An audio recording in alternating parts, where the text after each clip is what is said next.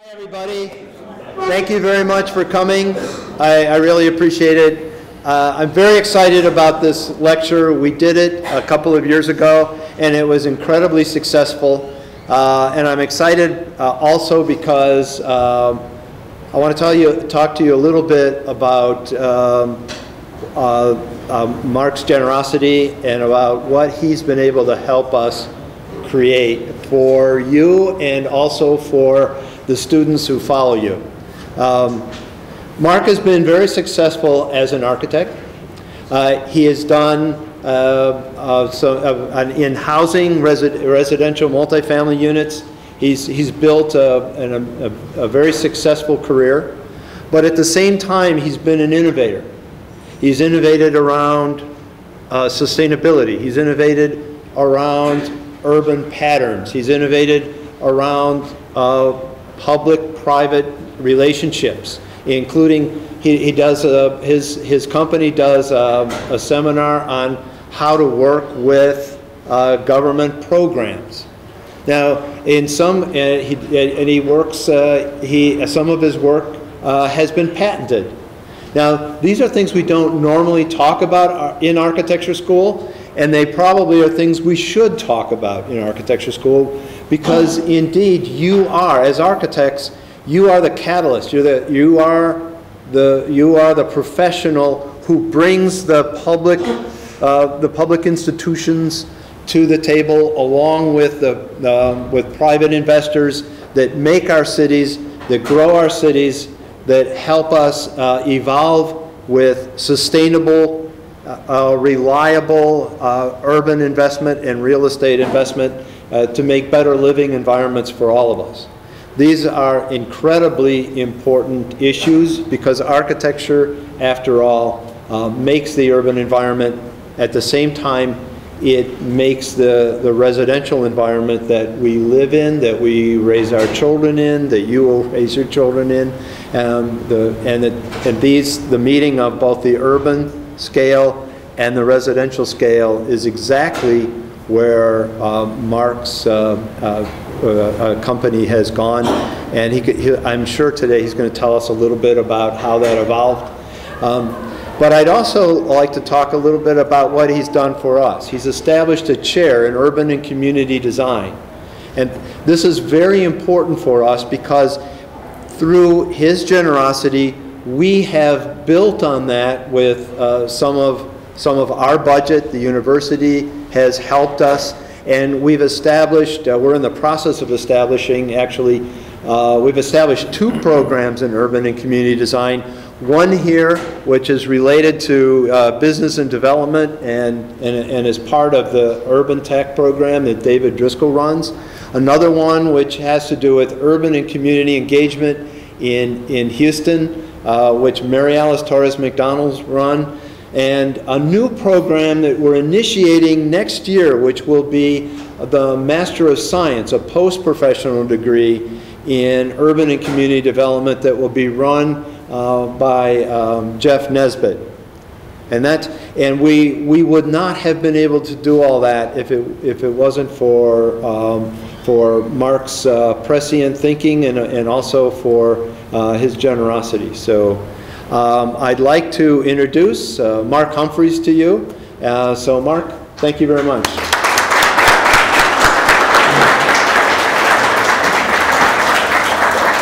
Thank you, Andrew.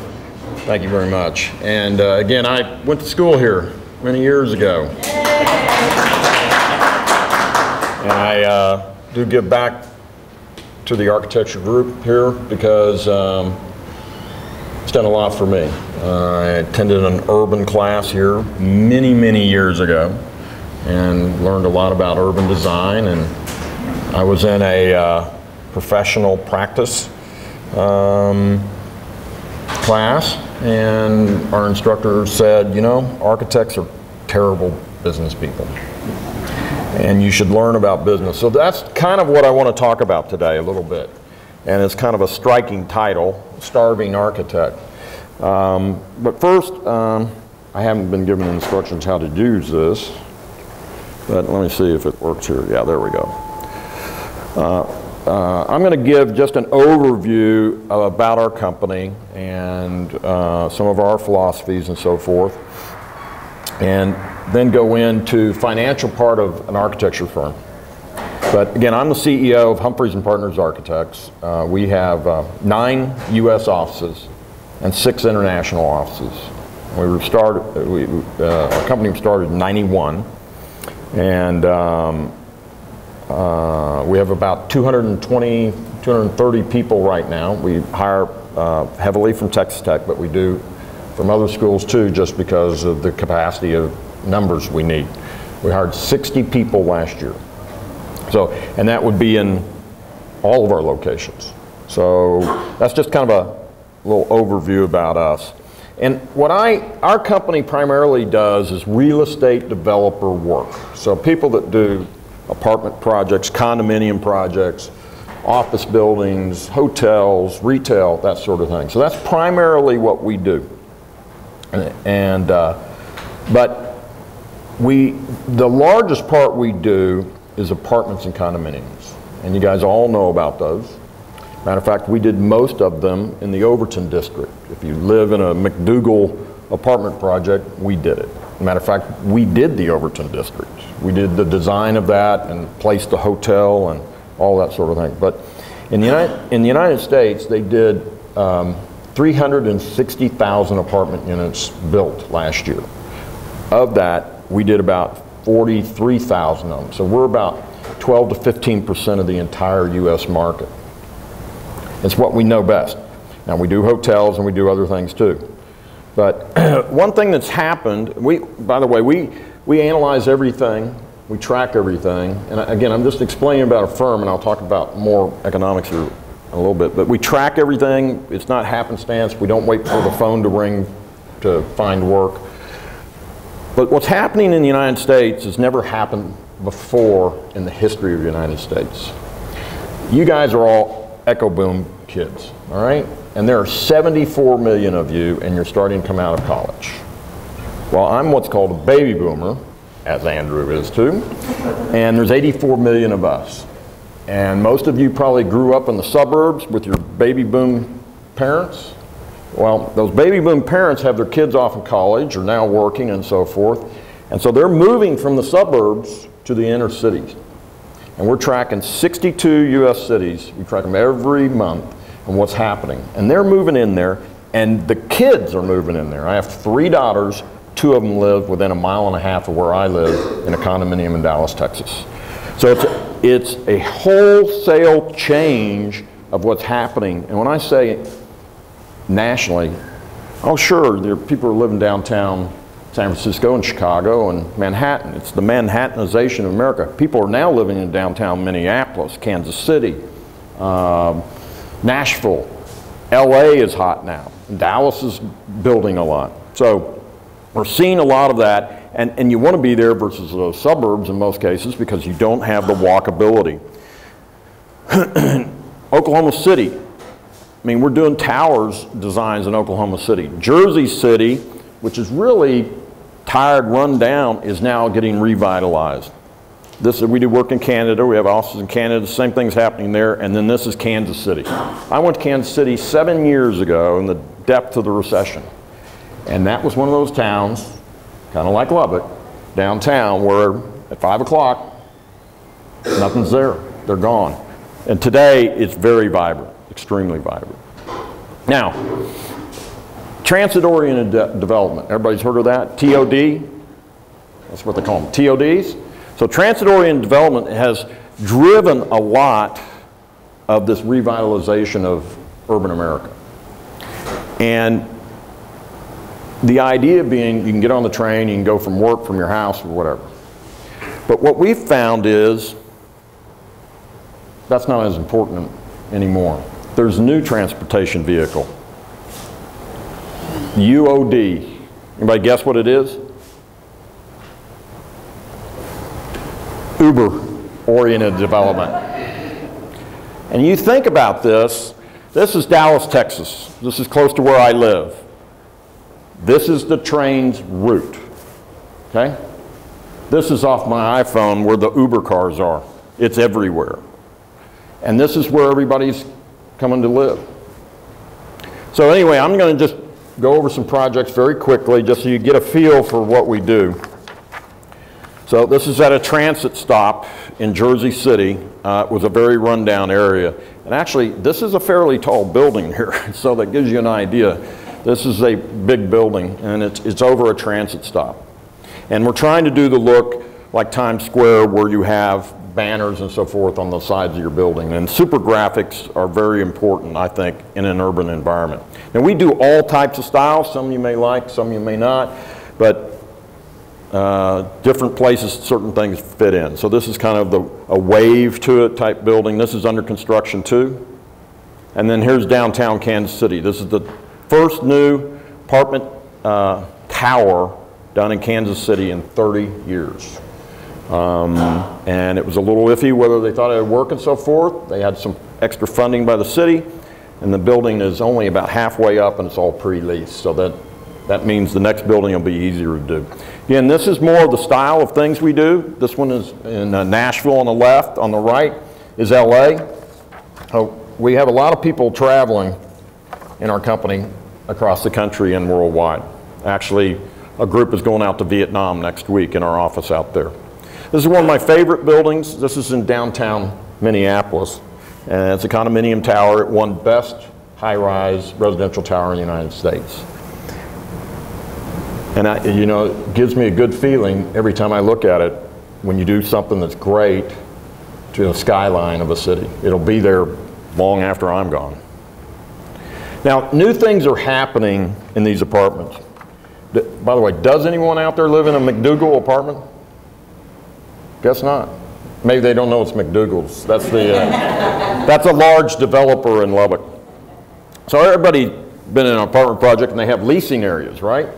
You know, you got a girl over here or a guy over there sitting at a desk, and they got offices, and maybe you get a view of the pool through there. That's the way we usually design it. Well, we've thrown that out. We're doing ours now like Apple stores. So where you have the big tables and kind of open and more inviting, and Wi-Fi is down here so people can sit down there on their laptop, and they look outside at the pool at the other end. There's actually only one office for the manager, and the rest of the leasing agents may sit at a table or somewhere, and people come in and they greet them, and other people from the office will be there. And the first one we did is this one. This is Cortona in St. Louis. So, being St. Louis, Budweiser, right? You can see on that back wall we have kind of a bar top all the way down the length, and we came up with the idea of it's very important to retain your residents in your property, because if turnover, you lose some rent and you got to clean it up and all that. It costs about $1,500 to clean up an apartment project, if you can believe that. College students is probably a lot more. So anyway, we came up with the idea of something I saw in hotels, in some hotels, and that is every Thursday at 6 o'clock they serve free beer and wine until 7 or until it runs out. And so the residents come down there in droves and bring their friends. And everybody's having a good time and meeting. You know, you're getting a drink and you're talking to your friend or new friend, and they're meeting and greeting. Statistically, on an apartment project, if you never become friends with your apartment project, it's almost 100% likely you're going to move out. If you meet one person, you're 50% more likely to release. If you meet two, yes, it goes up by 25%. 75% pre-lease. If you have 3 friends in your property, you usually don't leave. So that's a very important economic deal. Now, we're doing resort pools, and I wanted to show this. This is a student housing project with a beautiful resort pool, but somebody tweeted free beer by the pool. So they're coming over the fence in here. So anyway, but this is student housing. This is in Tempe. It was just opening. This sort of thing that's happening today, this is a lazy river, so they can get in inner tubes and go down the pool and have a good time. And it's got retail on the base of the building, similar to the properties we did in Overton. Another student housing project. This is in Texas A&M. And then up in Canada, we found the Canadians really love American architecture. They don't understand apartments like we do. And so it's created a great market for us to do work there. And this is at Auburn. But you might ask, well, why do you have all these offices everywhere? And that's part of our philosophy too. And that is, if you're in one city, that part of the country could go down. It could have a problem. Could have an economic deal. Houston's going through some interesting stuff right now because of the oil thing. But if you're in multiple cities, you spread your gamble better out across the United States. Now we're looking at amenities and trends of the future. You can't see up here, but this is in Minneapolis. We have a Whole Foods grocery store in the base of the building, one of the first ones, and then apartments all above. Very successful. Very successful because you're living in your apartment project and there's things around here, you know, you can walk to, restaurants and bars, but you know what? You come home, you go, you know, I'm hungry. They serve up every kind of food you can think of in a Whole Foods. And you have a glass of wine too while you're there. And so you can pick it up, it's all prepared, you don't have to worry about waste or anything like that, take it up. This is more about what I was talking about on resort pools, and I showed you this. Billiard rooms are very much in. Energy management is extremely important. All this talk, you know, about green and all that, it has now become very important. Plug-ins. I talk a lot about plug-ins for cars. If this guy builds an apartment project and he doesn't have a way to plug in a hybrid or a full electric car like a Tesla, and we build over here plug-ins in our development, they're going to move there. And the highest growth sector in the United States in the automobile side is actually the Tesla. It is really growing at a rapid rate. And what I was mentioning to the dean earlier is we were doing a property in the San Jose market and we wired for 10 and did conduit for 50. So it's built into the property, cheaper to then add the wiring later versus retroing. In very short order, they had to go ahead and wire the conduit because all those spaces were leased immediately. And on the economic side, you don't give it away, of course, you charge them for it. So it could be $150 a month. They don't have any choice. You know, electricity's not free, so you get extra income that you wouldn't already know that you're having an apartment project. Other things we're doing is it's not all about new. You can't see very well in here. You could probably look it up on the internet better. This is an old cinema with a C, and it was an old strip center out of 1932. Developer came to us with this deal and said, I got this land at a great rate. Tear this down, do this and all that, and whoa. So we talked him into keeping the cinema and the retail, but we upgraded everything, and then we built the apartments integrated into the retail center. The restaurant that went into where the cinema was, renamed it Cinema with an S, which I thought was pretty neat. And there's a kind of a honky-tonk down at the other end, and then our apartments are integrated in. All the signage was kept, but that's in Nashville. So it's important to keep things. This property may look familiar. This is the Overton District. It was a very secretive thing that we worked on at the time.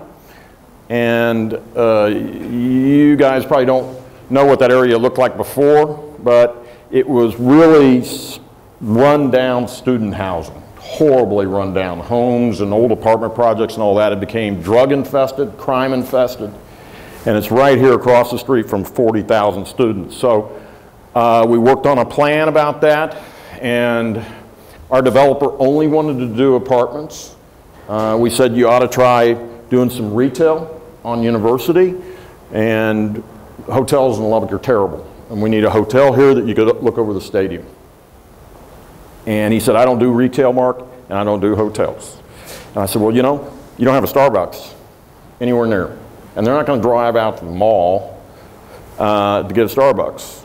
And he said, well, I don't do retail. The next meeting we had, we're doing Starbucks. I go, well, what happened? What changed your mind? He said, well, I had a retail analysis done on it, and they said they paid me $35 a square foot for rent. Well, that's 3 times what his apartment projects are getting. So that's why there's a Starbucks there. Now, again, I wanted to explain a little bit about our company. You know, we're in lots of different areas. We're in Dubai as an office, and we're in India, and we're in Vietnam, and we're in Uruguay, which is a wealthy South American country, and we're in Canada, and we're going to expand more. We're expanding fairly rapidly. And some will go, and I've been told, some say, well, you know, Mark's, he's a businessman. He's not an architect. Well, I am an architect, but I'm in business, okay? And so we do shared services. And what a shared services is, we own a landscape company, interior design group, a civil engineer, a real estate company, which is fairly good size, a glass recycled countertop company, we're environmentally, and we can't make the stuff fast enough right now. Cannot make it fast enough. And then I'm an aviation guy. I love airplanes, so we have a aircraft charter company, and we charter 3 airplanes out.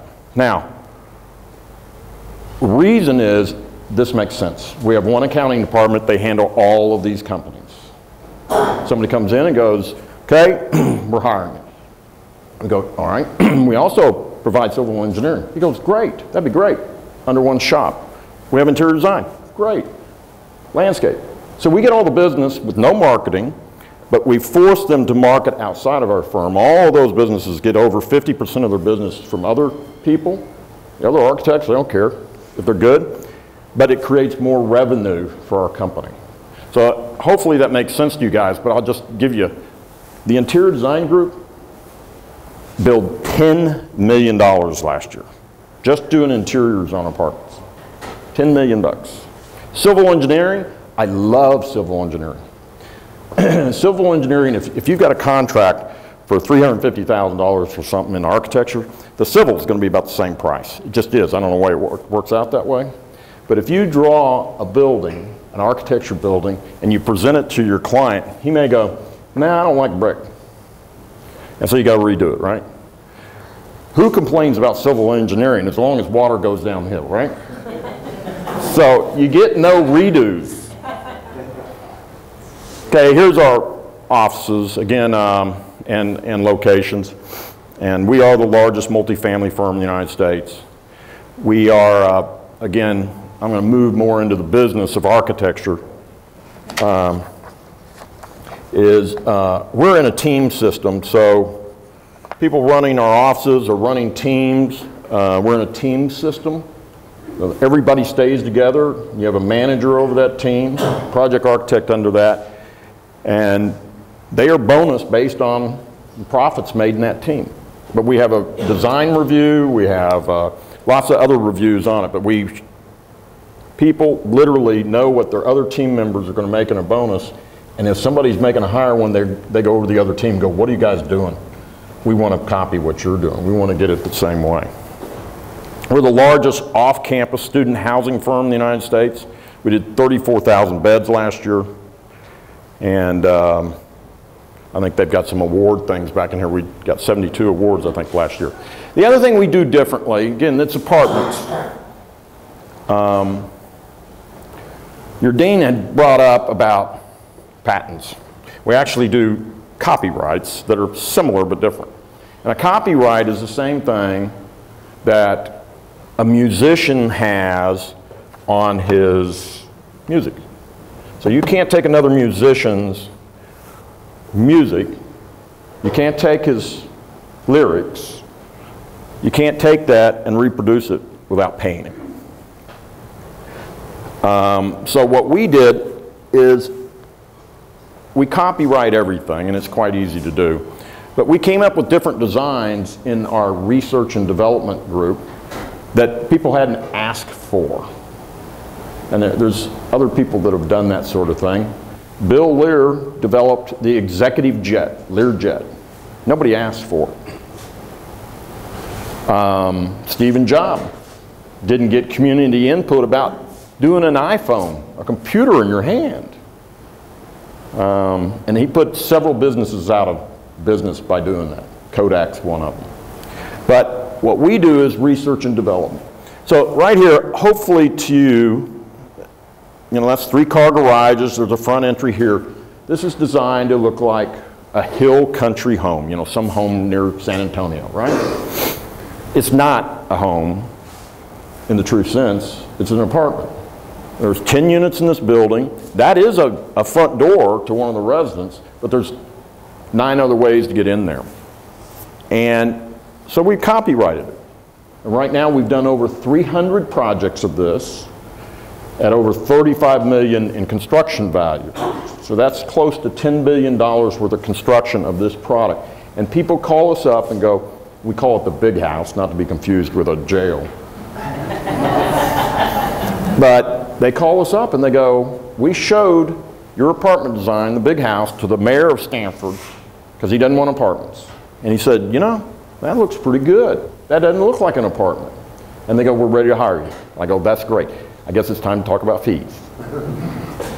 So you commoditize things. We don't commoditize everything, but if every project you do is completely different, your profit margin is going to be very narrow. But if you commoditize something where you can change the elevations here and resell it, you get a much higher profit. We've done this also with, we call something the e-urban, that's a student version, and this is just a market rate one. It has no corridors in the building. So we figured out a way to do a non-corridored building. So if you were a real estate developer and your architect, which most come up and say, yeah, I can draw this for you, what do you want? And we go, we can draw this for you, what do you want? But we also have this over here called the e-urban, and we can eliminate 30,000 square feet of hallways in your building that you do not have to build. Well, at $100 a square foot, that's $3 million he doesn't have to put in his project. Plus, that 30,000 square feet still stays there, you just add more units. So he gets more units, more density. And when you get off your elevator, you just see 7 doors. You don't see a long hallway with all these doors that feels like a dorm room. So it looks better, it's cheaper, and the income will be higher. So that's thinking different, isn't it? That's not, most architects, and this, my people, our people in this company, are very team-oriented. They're all driven to be creative and create new ideas. So we did the same design in high-rise where it doesn't have any corridors. And then we've done some other things. To give you an idea, these are different types of apartments. The old breezeway type, or e-urban, high-rise, just different things. And we monitor across the United States and Canada where proposals, people were asking for proposals. So this was in 1 year. We did this many proposals, this is where they went, and these are the type of projects. And why do you analyze that? Because you can see trends. And if you see trends going a certain way, like student housing developers calling us up saying, well, you know, we got another one, that means something's happened in that sector, so we market to that sector. And we analyze our closure rates. We analyze everything. Again, we're in business. Here's the awards. We get a lot of awards. And here's our culture. Here's 4 of our ladies that just are now moms. I have 3 daughters. I'm very proud of my ladies in the company. And this is just dress up day. They do, in our office, they do Freaky Friday where they come up with these different things they'll do. It'll be like Honolulu, or it'll be something like that. Everybody's dressed up. They had neon. Everybody had on neon shirts or whatever. But we do a lot of charity things. They're doing a run here. This is Freaky Friday. It's your game day.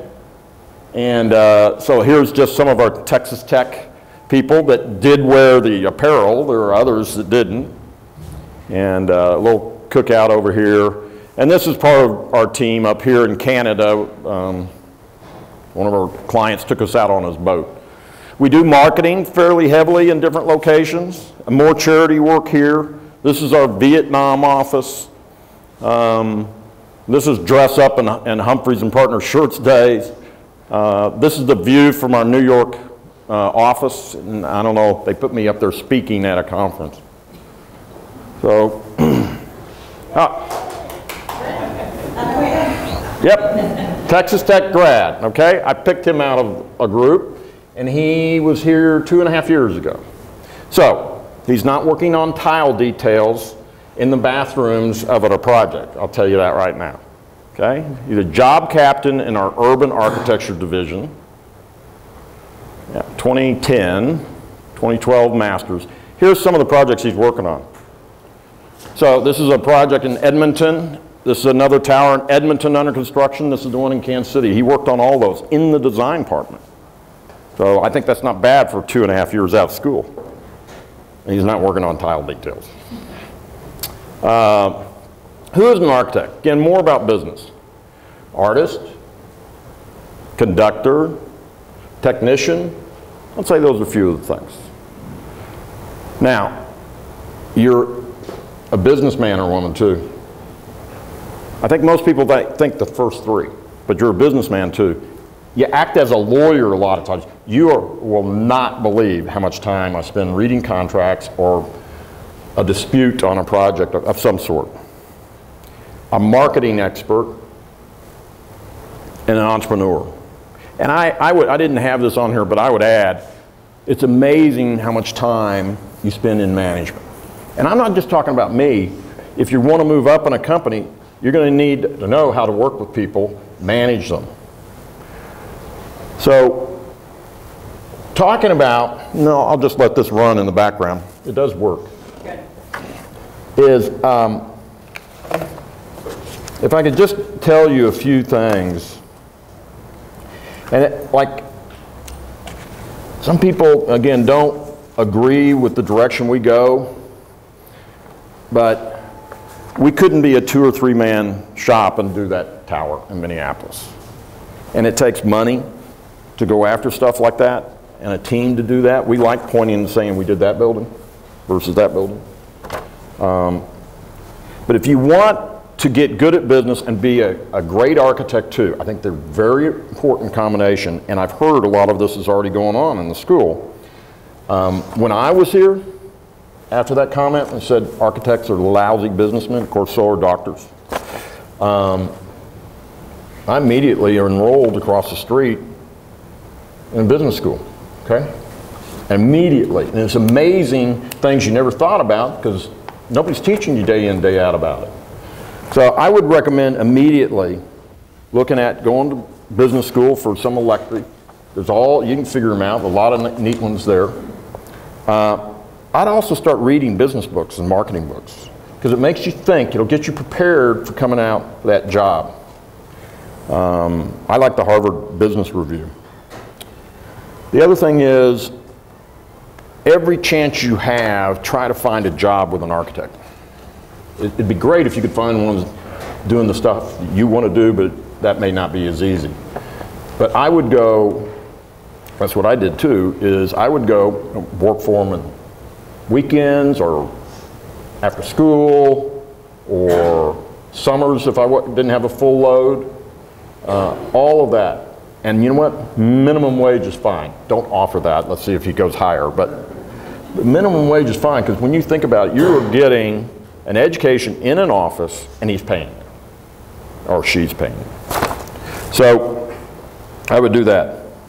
And when we look at people, we do hire some people that haven't been in an office, but we hire mostly people that have already been trained a little bit.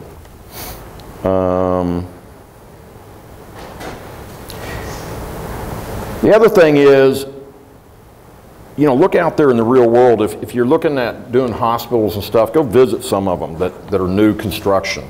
If you're thinking about the profession we're in, doing a lot of apartments and hotels, see the real thing. Travel. You know, whatever chance you get, travel to other cities, look at what's going on in the environment, get engaged. I mean, it's just not in the classroom, it's everywhere. Get engaged. And the other thing is, we are all in the future business. And I use this term. I use a few terms of some Marxism, but we're in the future business. How are we in the future business? Well, we're drawing something for the future. So we're creating something that has not been built yet. We know it is, and so it's the future business, right? The other thing is, We know most likely what it's going to cost. We know how long it's going to take to do the drawings, construction drawings. The developer doesn't just hope it's going to go. We were talking about a project today like that. He knows the numbers, so he's predicting the future too of what the rental income is going to be based on all the dynamics out there. So some advice I can give you, if you're predicting the future, start now. And then as you know how long it's going to take to finish that project that your instructor's giving you to do, right? Well, I remember when I came up here, it was like the rite of passage to stay up all night to work on that project for that deadline. And one day, is that right? I saw some nodding heads. So one day, you know, after doing a presentation and I hadn't slept, hadn't changed clothes, you know, all that sort of thing, and was pretty tired, I thought, you know, why did I do that? I know what the future is. I know how long it's going to take me to do this. So it's due on the 14th. I'm going to finish it on the 13th. You just move the deadline up a day. So then what happened, and I'm giving you some advice. Just move it up one day. And that all-night thing is crazy, because you never finish it anyway. And you're tired, you're making mistakes, it's sloppy. So that when you finish a day early, you go into that presentation, you've had a shower, you guys have shaved. You know, ladies, I know you don't have to worry about that. But anyway, and you go in there and you're all clean, you've got your whole brain together and everything, and you make a great presentation. So, and where you're at right now, I advise that. But again, that's future planning. So that's what we do in our company. The #1 complaint from customer surveys that we used to get was being late on delivering the project. Because they own the land now, they're ready to get going, everybody's waiting on the architect. So they get very bothered when the project comes in late. Well, there's no reason for a project, you know, the construction drawings, to ever come in late, because we know how long it takes and you just plot it out. So you can make great decisions that way and be honest with them, you know, how long it's going to take. We also, I said before, incentivize people all across the company. We incentivize them with coming in on time on projects. And marketing is extremely important, because, you know, it's a large responsibility to have a lot of people working for you and then have a recession. And what do you do? So it's very important to try to get through those lulls so you don't leave a lot of people scattered afterwards. So what I've seen a lot of times from some firms go, you know, what's going on? Well, we're swamped. You know, okay, great. Are you doing any marketing? Oh no, we can't do any more work. Well, the problem is once you take your eye off of going after more work, what's going to happen? Phones stop ringing, so you're not worried about doing new work, but all of a sudden you're going to get over this curve and you're going to go, oh no, now I need another project. And that is not the way to run a business. Not at all the way to run a business.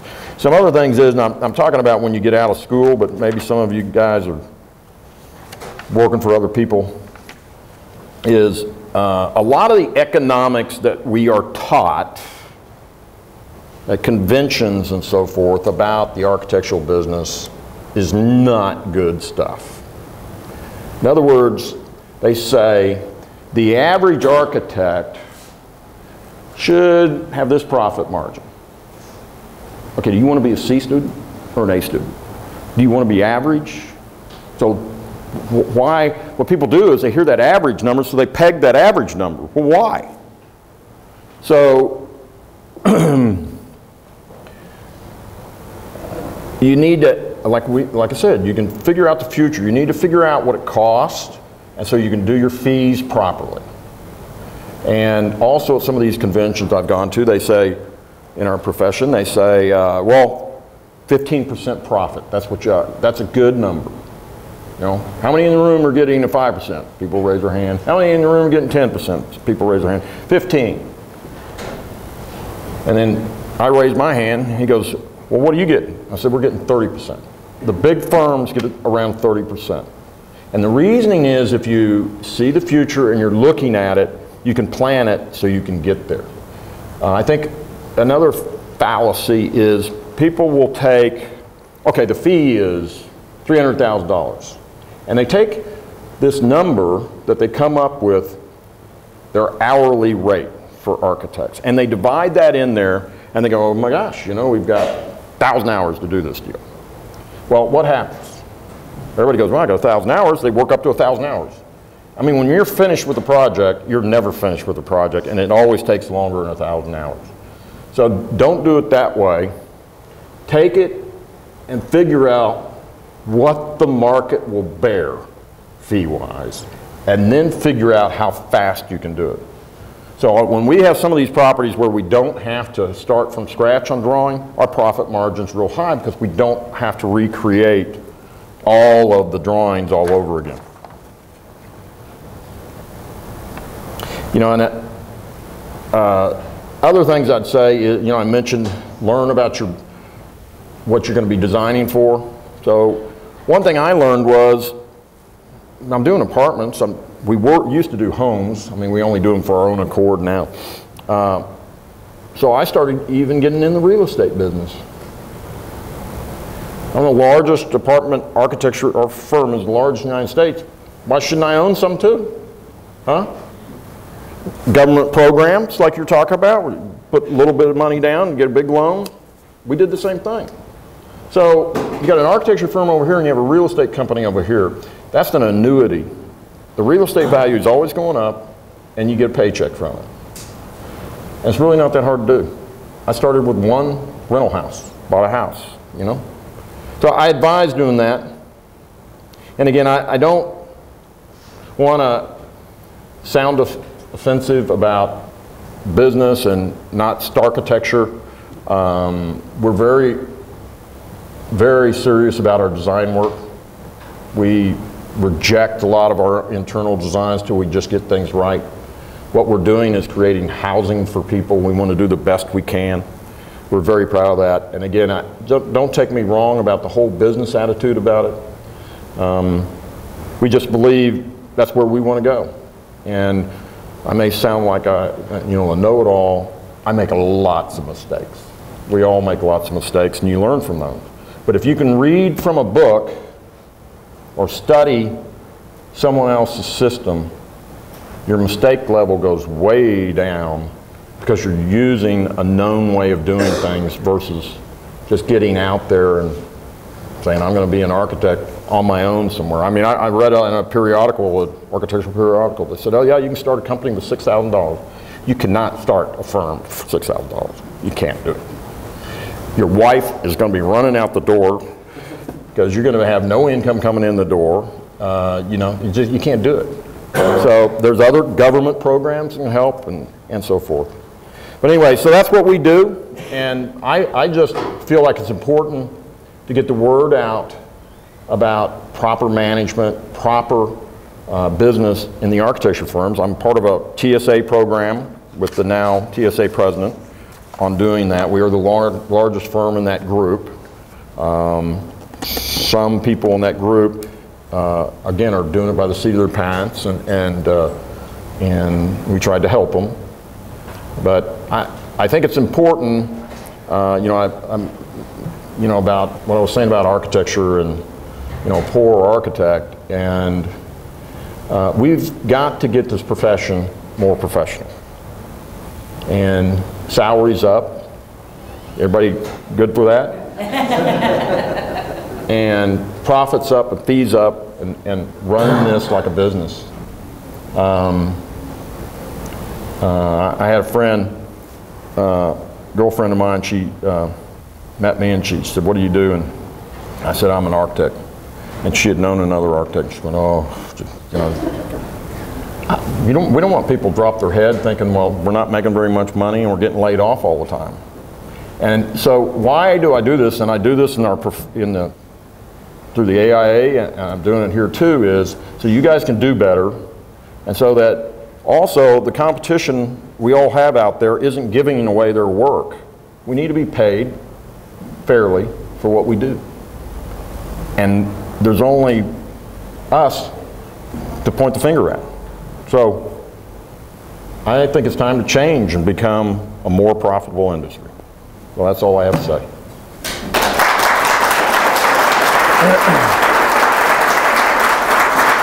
Questions or anything? I'd like to just briefly point out some things. One of the things that Mark talked about is knowing your market. Another thing that he talked about, maybe it wasn't quite as clear, but it was very similar, was know your work. Look at your work. If you listen to him, he talked about, well, we looked at this and we looked at this and we studied this. And I know, fortunately, because I've known each other for a while, every time I meet you, I hear new things about, well, this is what the economy's doing, this is what we're trying to do, this is how we're looking at this.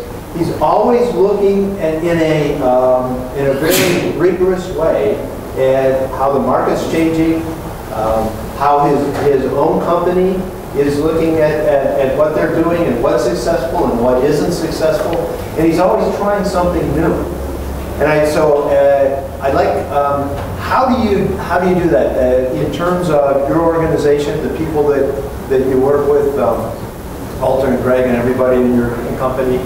How do you kind of work with each other? Well, we have a culture of just exactly what I was saying, is great people like Stephen Jobs and Bill Lear. People said that couldn't be done, and we have the culture of try things. You know, not everything goes that great, but when something goes great, it goes really great. So everybody, it gets very energized. Once you start doing that, everybody starts thinking that way. So we're always trying to think of new things to try. We've got several I'd love to tell you, but then it'll be out there and it'll be, I can't do that. The other thing is, I read a book about innovative companies, and you know, Kodak was one of them. Boy, they invented the camera that you could buy anywhere. One invention is not going to work for you. You have to keep inventing, and actually the more you invent, the more you need to invent to keep the momentum going. Kodak owned the digital technology and never ramped it out there. And everything's digital now. They never ramped it out there. They waited until the patents expired.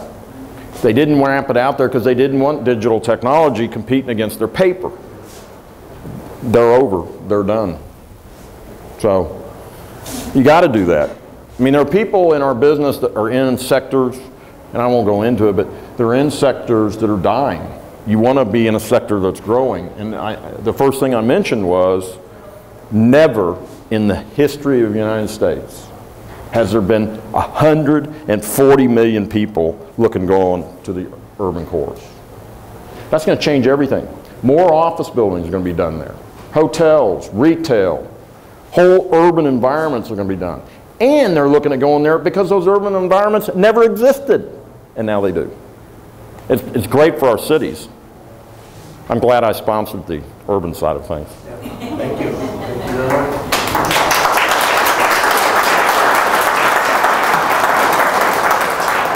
Any questions out there? Yes? I have a question regarding copyright in the apartments. And I was just wondering if you think that the commodification of architecture lacks some sort of sensitivity in place. Why would an apartment that works in Oklahoma City work in Los Angeles? Okay, the first part was a copyright. Yeah. You're saying our product, would it work in? Well, I'm just asking if you've ever run into something like that where, you know, if a client's picking out of this catalog, something might not work in a different place, if there's that sensitivity. That's a very good question. And Paraphrase the question. Is there a lot of yeah, he was talking about, you showed your copyrighted things. It's basically a commodity. And does it, you know, does you have a problem with it working in other places, or you need to do something different? Yes, absolutely. I mean, it doesn't go everywhere.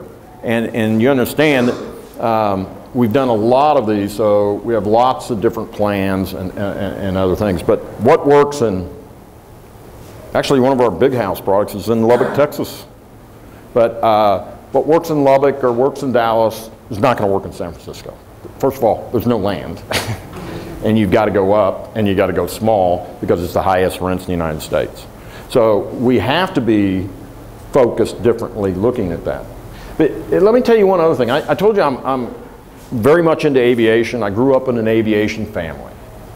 My father was the part of the designer of the Learjet, okay? And if you were going to buy an airplane, or if you were going to fly in an airplane, there are kit planes where you can build an airplane in your garage. Are you going to fly or buy that kit plane that some guy has built in his garage, or are you going to buy a Boeing and fly in a Boeing airplane? Well, you're going to fly in a Boeing airplane because it's true, it's been tested, they do a lot of stuff on it, that sort of thing. So part of the reason why we're doing these things too is so that when our profits are up, but it's been done and it makes sense. And why not make more money if you've figured out something you can repeat, right? One of the other things I've noticed is that your company does seminars about how to work with government and how to work with mortgage and financing, and which most architects wouldn't do that. So how did that get started? Well, in the Great Recession. So in the Great Recession, the world was shut down. This has never happened before. And there was no financing available anywhere for anything. And that happened in October and November when Lehman and a few others went under, big financial companies. And we really, seriously, as a population, were very close to rubbing two sticks together to get fire. That's how bad it was. So in January, after that had happened, I turned to the president of our company and said, we got a problem. There's no financing out there. But I know of one source, and that's HUD, Housing and Urban Development. They have a loan guarantee that we have done before for apartments. And they got plenty of loans they can give out there. So I said, this is what we're going to do.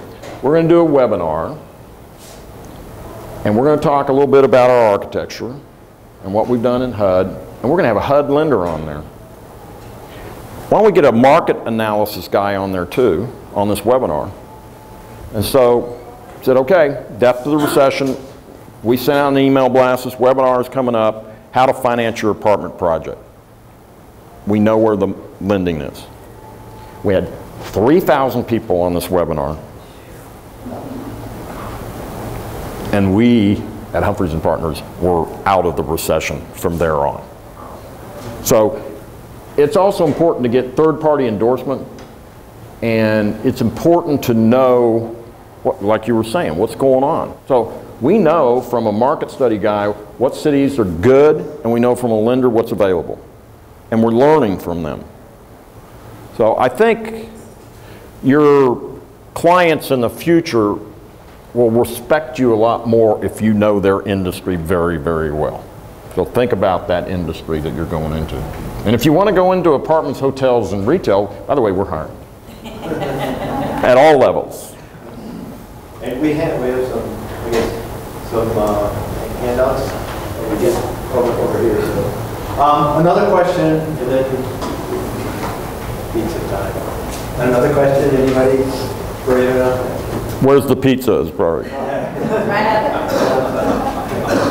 We're tired of listening to this old guy. Where's the pizza? Well, Mark, thank you very much.